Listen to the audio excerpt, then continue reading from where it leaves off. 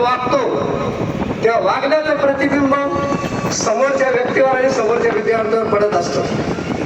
बंधूंनो, गोड बोलून 1000 माणसं जमा करता येतील, पण शिस्तप्रिय राहून 100 विद्यार्थी घडवणं आणि ते त्या व्यवस्थित सन्मार्गाला लावणं हे मोठं कर्तव्य श्रीमान पाटील सर यांनी केलेलं आहे. बंधूंनो, पाटील सर आमच्या गावामध्ये राहतात आणि कर्मभूमी त्यांची बाबुळगाव आहे.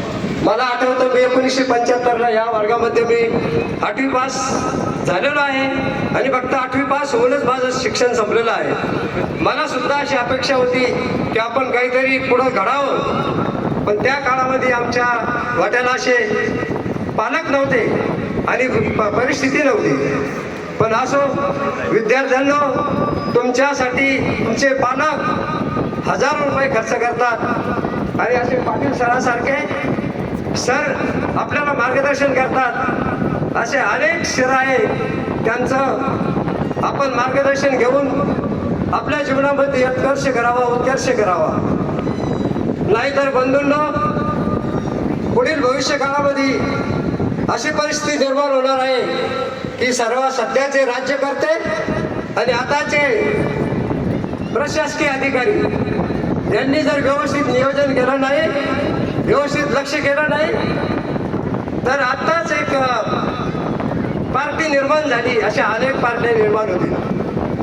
कॉक्रोच पार्टी हे चांगलं नाव नाही आहे. ही कॉक्रोच पार्टी होणं म्हणजे आपल्या भारताचं, आपल्या विभागाचं हे नाव घेण्याचे लक्षण आहे.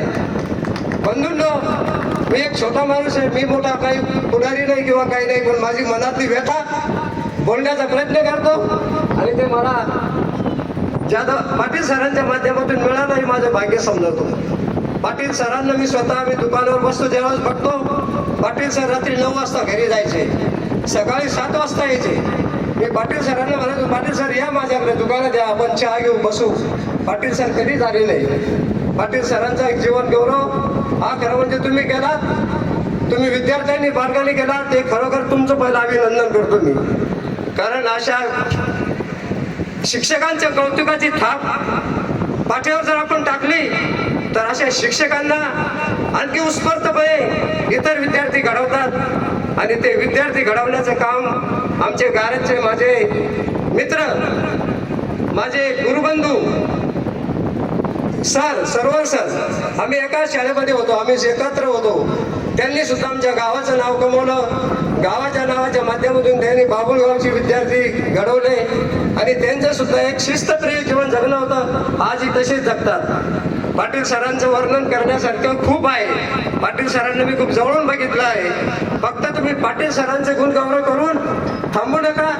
पाटील सरांचे गुण आपल्यामध्ये आत्मसात करण्याचा प्रयत्न करा, ही मी सर्वांना विनंती करतो आणि माझे 2 शब्द संपवतो.